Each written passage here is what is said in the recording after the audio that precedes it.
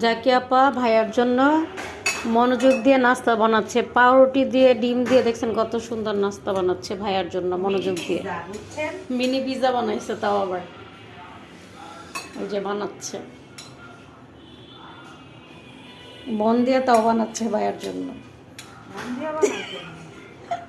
মনোযোগ দিয়ে বানাচ্ছেন না আপনি এগুলা, এই যে নাহলে আপনি আসতেন, জীবনও আসতেন না। এর জন্য ভাইয়ার জন্য নাস্তা বানাচ্ছে মনোযোগ দিয়া।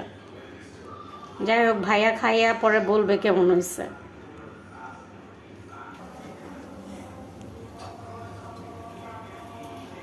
কলা খাইছে রাশানে? রাশান কি করে জানেন? চিকেন বানানা। চিকেন বানানা যাই না, ওই যে মোবাইলে দেখে যে কয় যে কি কি জানি দেখে। টমেটো দিতেন, তারপরে শসা থাকলে পাতলা করে দিলে ওই যে পিৎজার একটা ইয়ে আসতো, আর তুমি পুরো যদি চিজ দিয়ে আবার ওই যে মুরগির মাংসটা দিয়ে ইয়া কইরা এটা ভাজ করে দিলে, এই যে রান্নার মাংস দিয়েই তো করা যায় না। ওরা আমাদের সস নেই জানেন, কেন ওই বাসায় আছে সস?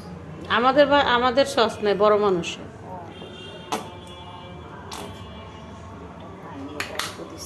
তো হয়ে গেল যে ভাইয়ার নাস্তা ভাবি বানাই ফেলছে খুব সুন্দর করে। এই যে নাস্তা হয়ে গেল, খুব সুন্দর মজার নাস্তা। এত এত মজার নাস্তা খেয়েছি, এখন যদি চা না খেলে কি হবে। মজার চাও বানাচ্ছি আজকে আমরা। তো এখানে আমরা এলাচি দারচিনি দিয়ে আলাদা দুধ জাল দিচ্ছি, খুব মজার একটা চা বানাবো তার জন্য। তা এত সুন্দর মজার নাস্তা খেয়েছি, আর মজার চা না খেলে কি হবে। তো যে ভাবি আজকে মজার নাস্তা বানাইছে, পাউরুটি দিয়ে ডিম দিয়ে পিজার মতো।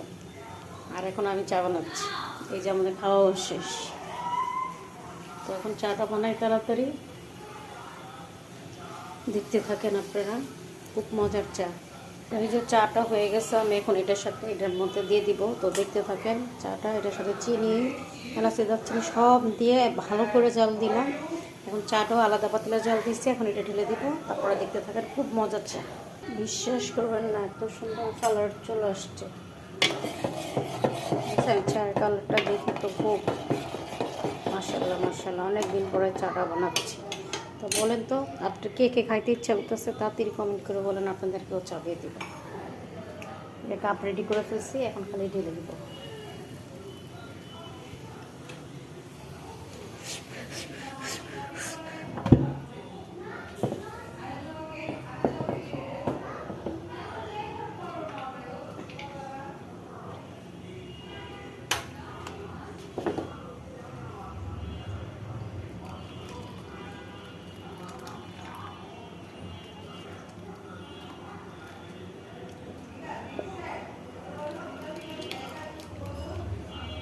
তো হয়ে গেল আমার মজার চা। তো আপনারা খাইলে দিব, কমেন্ট করে জানান। Bye bye, tata.